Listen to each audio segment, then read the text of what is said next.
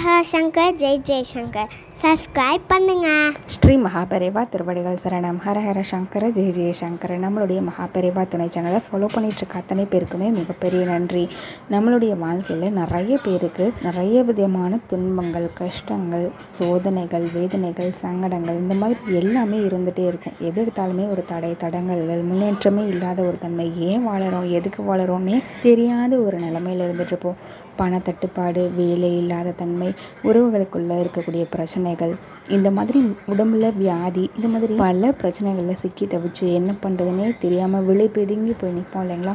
அந்த மாதிரியான ஒரு சூழ்நிலைகளில் நமக்கு இருக்கக்கூடிய தடைகள், தடங்கல்கள், நான் சொன்ன பிரச்சனைகள் எல்லாமே தீரணும் அப்படின்னா நீங்கள் நிச்சயமாக இறை வழிபாட்டை நோக்கி பயணம் பண்ணுங்க. அதுலேயும் முக்கியமாக முழுமுதற் கடவுள் அப்படின்னு சொல்லப்படக்கூடிய விநாயக பெருமான் வழிபாடு பண்ணிட்டே வாங்க. நமக்கு இருக்கக்கூடிய அத்தனை விதமான பிரச்சனைகளையும் சங்கடங்களையும் தீர்க்கக்கூடியது தான் சங்கடகர சதுர்த்தி நாள்.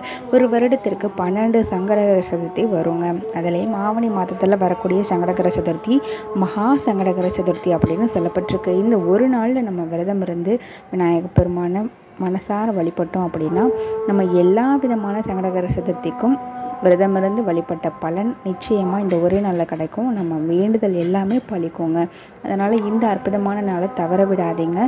இந்த நாளில் உங்கள் வீட்டில் நீங்கள் விநாயகர் பெருமான் வச்சுருந்தீங்கன்னா பூஜை பண்ணுங்கள். பக்கத்தில் இருக்கக்கூடிய விநாயகர் பெருமான் கோவிலுக்கு போய் முடிஞ்ச ஒரே ஒரு எண்ணெயில் ஒரு விளக்கு போட்டு வழிபாடு பண்ணிட்டு வாங்க.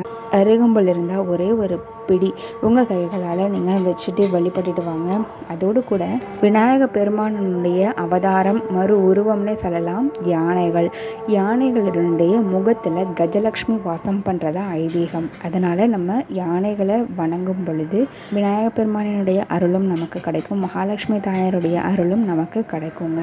இந்த நாளில் உங்களால் யானைகளை பார்க்க முடிஞ்சுது அப்படின்னா 2 மஞ்சள் கலரில் வாழைப்பழம் நீங்கள் வாங்கிக்கோங்க. அதை யானைக்கு நீங்கள் சாப்பிட்றதுக்கு கொடுங்க.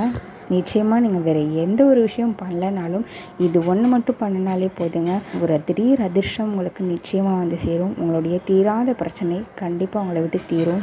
வாழ்க்கையில் அடுத்தடுத்த ஸ்டெப்க்கு நீங்கள் போய்கிட்டே இருக்கலாம். ஹர ஹர சங்கர ஜெய ஜெய சங்கர.